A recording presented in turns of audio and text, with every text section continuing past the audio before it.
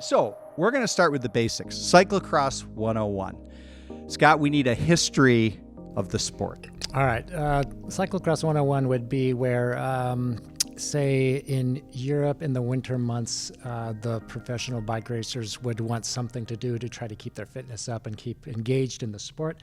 But the weather wouldn't be so friendly to be out on the roads the way they would normally be. So they started riding in farmers' fields or on unused roads. And so it just got to be where you're kind of using a road bike in muddy conditions or wet conditions, wintry conditions, and it evolved into a way to keep fit, but also do something different and unique.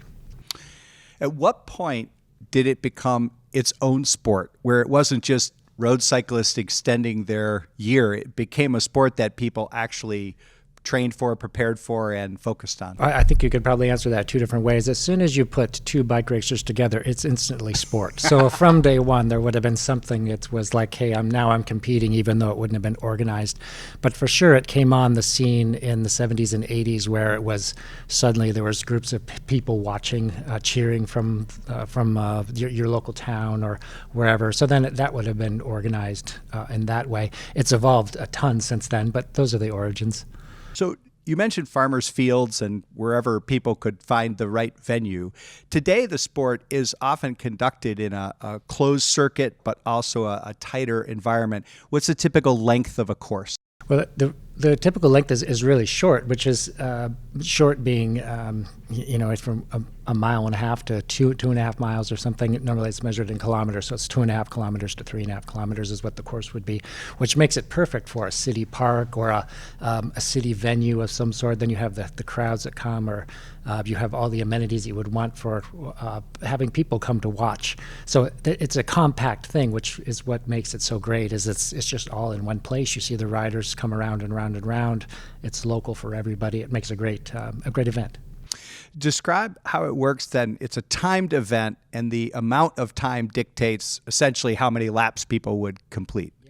So on the professional side of things, the men's race would be 60 minutes, the women's race would be 50 minutes. And if you're an amateur, it could be 20 minutes or 30 minutes or something like that, which makes it unique because then you know how long the event is. Mm-hmm. Eventually, the riders, when you're in the race, you're kind of counting laps because there's a lap counter and so on. But the time is what makes it unique as opposed to other kinds of racing of any sort. It's timed so that at 60 minutes, that's when your race is near the finish, or at 30 minutes or whatever your time would be. So yeah, the timing thing is unique. Ellen, talk about your first experience with the sport. What attracted you to try cyclocross? So I grew up racing locally, racing mountain bike and a very little bit of road in New England. But similar to kind of the origin of the sport, the season was ending earlier and earlier for us racing mountain bikes. And, August, September, the season would be done, but fall in New England is really as good as it gets. So my family and I were kind of looking for something to be able to continue to do into the early winter. And my parents had raced cyclocross like back in the 90s, but I had never done anything like that. So my parents brought me to a cyclocross race in Northampton, where I now live. And it was, as described, one of those amazing community events. It was being done in a downtown park where, it was just like everyone from all over the Northeast was coming together in one of these events. But it was so different from anything I had ever done. I'd never seen cycling become so social. And that's really what drew me to cyclocross over endurance mountain biking or even local road racing. So for those who aren't as familiar with the sport, it's quite interesting as a spectator. You mentioned it's a shorter course. You can stay in one place and see all the riders multiple times. You can go and travel around the course and see how they approach different things. It's also quite different, I think, than other forms of cycling because there is so much to watch. Riders are on and off the bike. Talk a little bit more about that experience of sort of watching the event, and then we'll have Ellen tell us what it's like from the other side. Yeah, sure. So from the spectator point of view, it is really interesting to watch because you're kind of using the wrong tool for the job. the bike that you're on is essentially a road bike with these tiny little knobby tires, and you're riding in mud or slop or slow or snow or whatever. So you're having to get on and off the bike to get from place to place. So just getting on and off the bike can be kind of interesting. There's certain techniques for that, but it's not always going so smoothly. There's just a lot going on where in those events. In addition to that, you can have multiple bikes for one rider. So there's kind of a pit area where you can change your equipment if you have a problem or your bike stopped working because it's muddy or clogged up or broken or something. Well, you just ride to the pit and get a new bike. So there's that dynamic as well. It's it can be pretty hectic trying to get your new equipment or get off your old equipment or whatever it would be. Tell us, Ellen, about the view from behind the handlebars. How is cyclocross racing different, perhaps, than other forms of cycling? Oh, it's different in so many ways. I think that cyclocross is, I want to say that it's more like a lot more fast paced than other types of events, but I think that it can also, it's a lot longer than people expect it to be, which makes it really unique because everyone expects a 90-minute XC event to be a 90-minute XC event. But I think that people lose track of just how long 45 to 50 minutes is.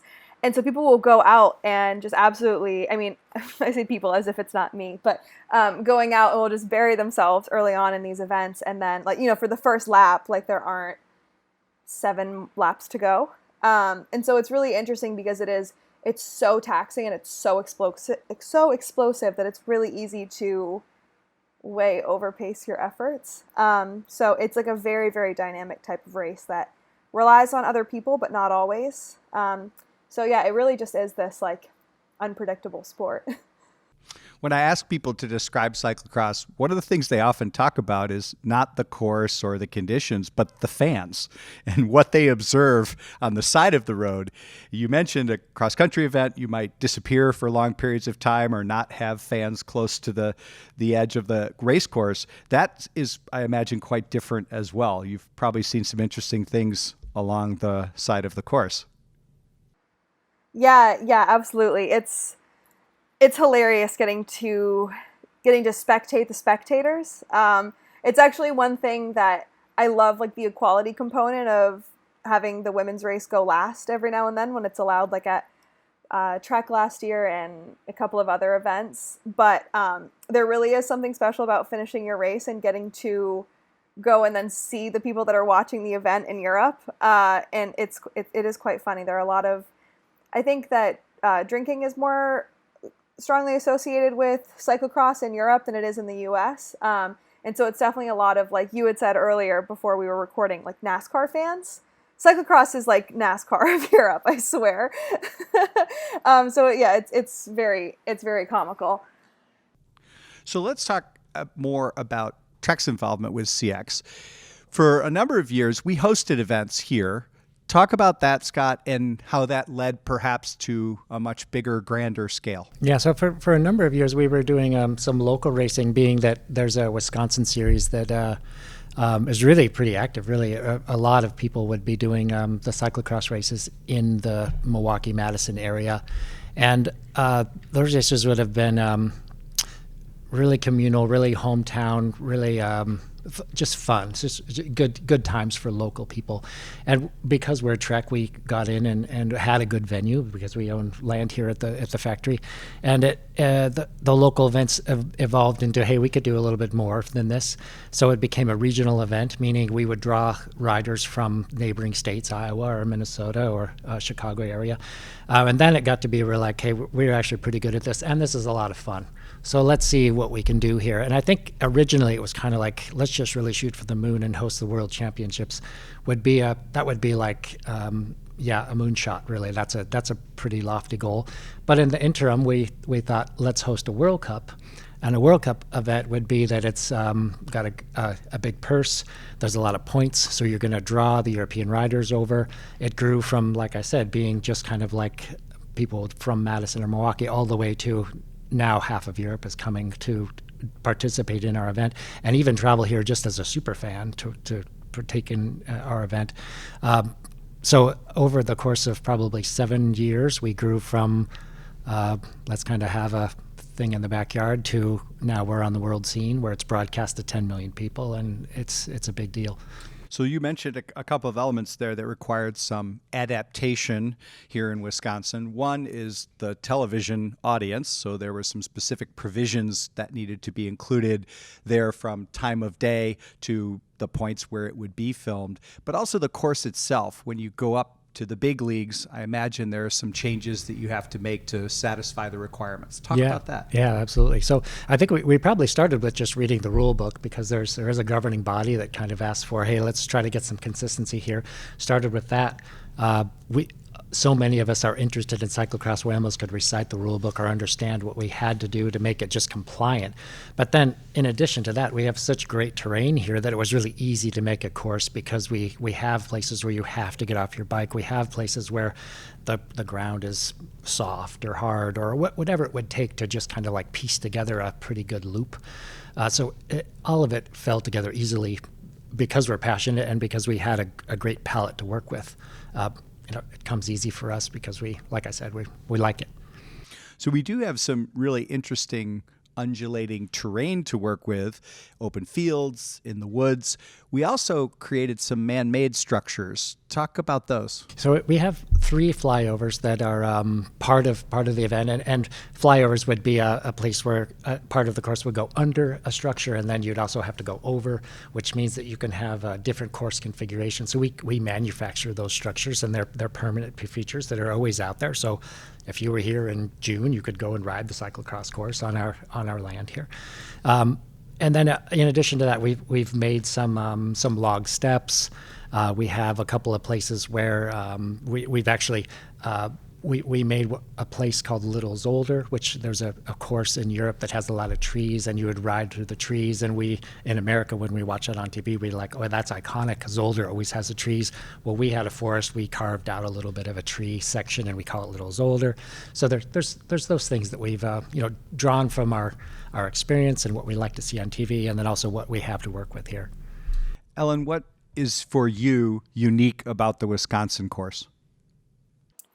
I think it's one of the most dynamic courses, like what Scott just listed off for all the features, like the flyovers and Little Zolder and the stairs, and then there's like the secret bar, and there's all these different, and like there's the hill that goes down to the factory. There's like so many little features, and the course is like super fun. And I hate this word, so any of my friends that listen to this will laugh, but it is actually really flowy, and I never use that word ever, but there really is like great rhythm to the course. So I really like it because like there are some courses that are whatever the opposite of dynamic is. Like we had a couple races in Europe this year that I was like, oh my God, it's like this, it's the same terrain. It's almost the exact same thing with like a couple of stakes in the ground. So you get to an event like Trek where clearly people have been out there like working on it. People who ride bikes are working on building a course that like they want to ride and that they want other people to ride is really, really unique. And it is such a pleasure to ride on. I think I've done the Trek race every year since it became a UCI event. And so seeing the course develop has been really cool, and it's always just been really, really fun. We had some input along the way about the course in particular from some champion cyclocross racers, including Katie Compton and Sven. How did they participate or advise in the process? Yeah, so well, first of all, Katie and Sven would be kind of the best of the best. You know, they would have been kind of the Michael Jordans and the Williams sisters equivalent, you know, the best of the world. So to have them on Trek bikes, and we work with them as ambassadors of Trek, for them to come and say, hey, I think this turn should be over there, or, you know, move this or move that, helps make that what Ellen just described as flowy, you know, those things that kind of piece together to be a course that you really enjoy. You might be suffering during the race, but you actually really enjoy it because it's fun, it's interesting. So to have Katie and Sven as the resources to help put this together, you know, no one else is doing that. Nobody else has somebody that's going to the pros to say, hey, can you come over and tell us what you think? You know, that's helped a bunch. You mentioned both great champions, male and female. In 2017, the decision was made to have this event offer equal pay. Talk a little bit about that decision and its impact. Well, it's certainly impactful and meaningful for me. It's more so for Ellen, I'm certain, because she's always been on the receiving end of inequality. But I think for me, because I was when we did the equal pay, I was on the course and I'm talking with the riders, just getting their input of what's going on, and to hear the European women almost short of words for describing, you mean my paycheck is going to be the same what the men will be? That was too much for them. That's not something that they would normally see. So I think it was really heartwarming to see them appreciate that, to have them understand that we saw them as bike racers and that they're putting out a big effort, and here's your reward for doing that.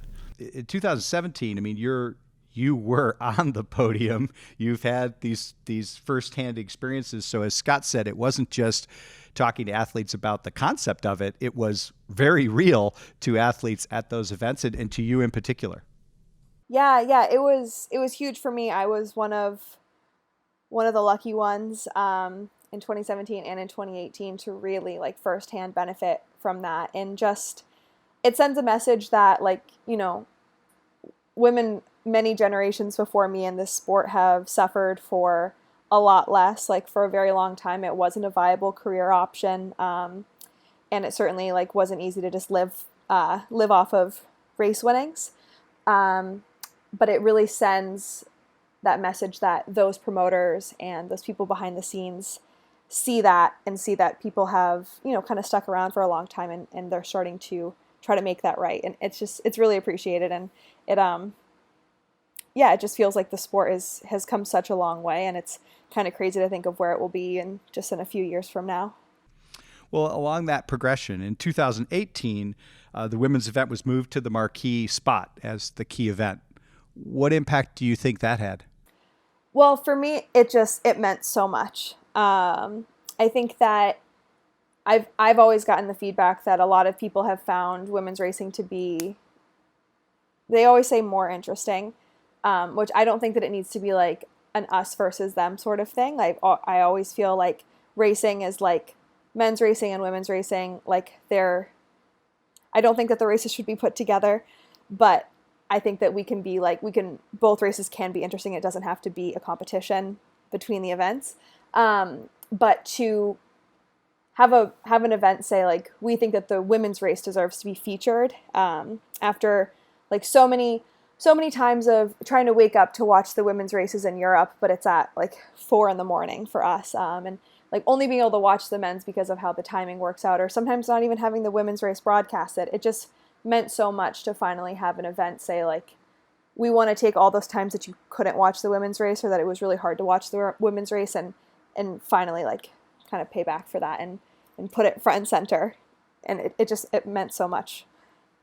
Scott, would you add anything? Yeah, so I would say, I really like Ellen's perspective, where it's not us, it's them. It's men and women, and they're racing their bikes.